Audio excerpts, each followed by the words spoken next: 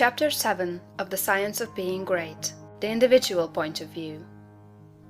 Important as the matter of your point of view for the facts of social life is, it is of less moment than your viewpoint for your fellow men, for your acquaintances, friends, relatives, your immediate family, and most of all, yourself. You must learn not to look upon the world as a lost and decaying thing, but as a something perfect and glorious, which is going on to a most beautiful completeness. And you must learn to see men and women not as lost and accursed things, but as perfect beings advancing to become complete. There are no bad or evil people. An engine, which is on the rails pulling a heavy train, is perfect after its kind, and it is good. The power of steam, which drives it, is good. Let a broken rail throw the engine into the ditch, and it does not become bad or evil by being so displaced. It is a perfectly good engine, but off the track. The power of steam that drives it into the ditch and wrecks it is not evil, but a perfectly good power. So that which is misplaced, or applied in an incomplete or partial way, is not evil. There are no evil people. There are perfectly good people who are off the track, but they do not need condemnation or punishment. They only need to get upon the rails again. That which is undeveloped or incomplete often appears to us as evil, because of the way we have trained ourselves to think. The root of a bulb that shall produce a white lily is an unsightly thing. One might look upon it with disgust. But how foolish we should be to condemn the bulb for its appearance when we know the lily is within it.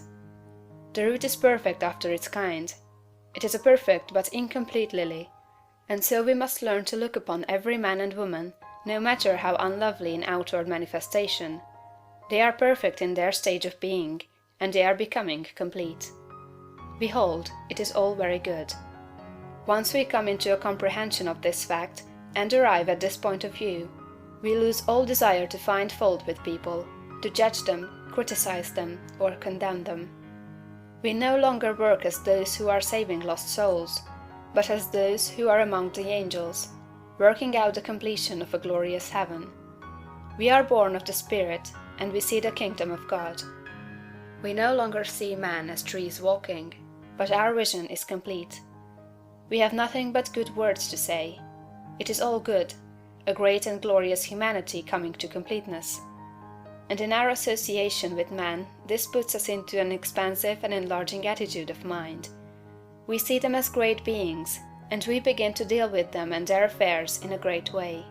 But if we fall to the other point of view, and see a lost and degenerate race, we shrink into the contracting mind, and our dealings with men and their affairs will be in a small and contracted way. Remember to hold steadily to this point of view.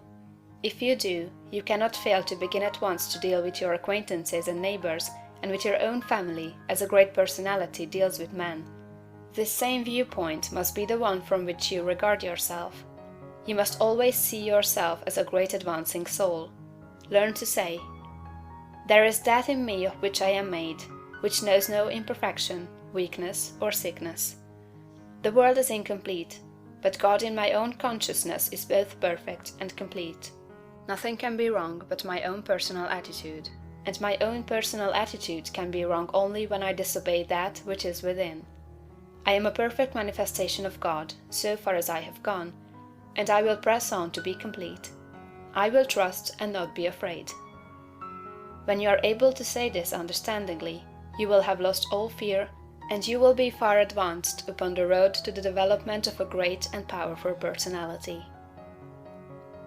End of chapter 7.